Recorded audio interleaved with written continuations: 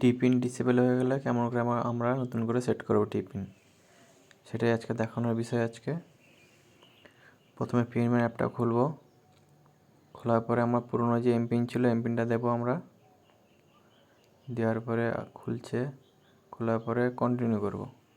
Continue করার পরে যে পুরনো টিপিনটা দিয়েছেন সেটা দিয়ে করতে পারেন, নাহলে স্কিপ করবেন।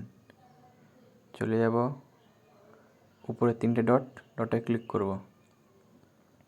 ক্লিক করার পরে মাই প্রোফাইলের পরে সেট রিসেট টিপিনের পরে যদি ডেবিট কার্ড থাকে ডেবিট কার্ডের অপশান টিপব, নাহলে থ্রু ব্রাঞ্চ করলে ব্রাঞ্চ থেকে টিপিনটা সেট করা যায়। আমরা এটিএম কার্ড আছে বলে এটিএম কার্ডে সেট করছি। অ্যাকাউন্ট নাম্বার টাচ করলে অ্যাকাউন্ট নাম্বার চলে আসবে, ওই ডেবিট কার্ড নাম্বার অটোমেটিক চলে আসবে। এবার এটিএমের পিন যেটা ছিল ওটা দেবো আমরা। দেওয়ার পরে সাবমিট করব।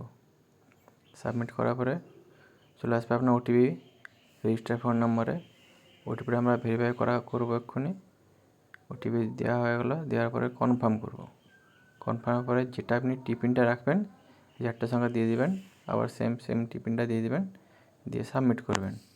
যেহেতু আপনি এটা প্রিভিয়াসলি দিয়েছিলেন তাই জন্য হবে না, নতুন করে একটা আলাদা করে টিপিন সেট করতে হবে। টিপিনটা দেওয়া হয়ে গেলো, নতুন টিপিন দেওয়া, সাবমিট পরে টিপিন সেট হয়ে গেলো, জেনারেট সাকসেসফুল দেখে দিয়েছে। দিয়ে আমাদের টিপিনের মাধ্যমে আমরা টাকা যা খুশি পাঠাতে পারি।